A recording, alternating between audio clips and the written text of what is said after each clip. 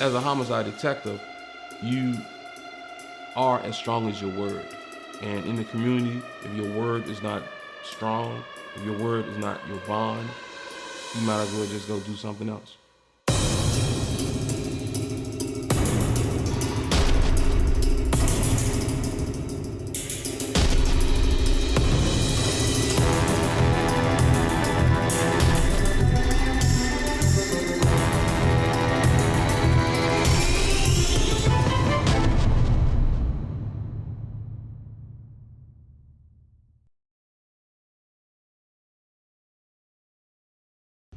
I believe one of the wildest situations for me on the police department was like in the late 80s. First of all, I wasn't one that was all into believing in ghosts, voodoo, spirits, and I didn't really think I can even lunch out myself until after retirement, hit a couple of edibles and my mind was all over the place, okay? But that's a different story. But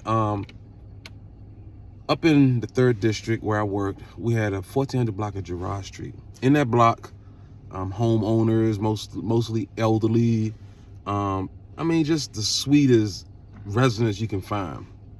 Of course, a couple local boys out there, trying to sell little drugs, whatever. But the block was dominated by Jamaicans and weed selling, okay? And there was just one Jamaican guy. I can't remember his name. He's very popular. He's like the man around there. He always got into fight with police, like it was damn near on purpose. And it's this constantly. Me and him never got into it. Me and a couple of his boys got into it. But every time he get into the police fights and things like that, and during police fights, one of the first things you would lose is your ID, your name tag to be across your chest. It easily falls off. I've lost many of name tags during scuffles and fights and whatever. But this guy, which we never really paid attention, that, every time we get to fight police, name tags are missing. So I remember one day a search warrant was done on his apartment. And I remember when they went up into his apartment, of course they made the arrest, I'm quite sure they arrested him for drugs or whatever. But inside his apartment was like police officers' name tags. It was in front of candles, and like a little doll that he made look like a police officer, like some voodoo type stuff. And, so I'm like, whoa, damn. I ain't paying no attention. But as time went on, those officers who name tags he had either got fired, resigned. I think a couple even got arrested.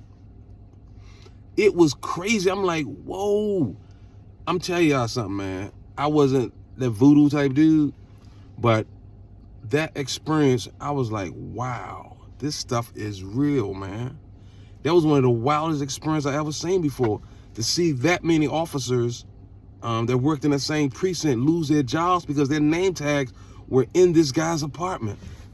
That's crazy, and that's real. I'm out of here. Of course, I retired, so my name tag wasn't on there.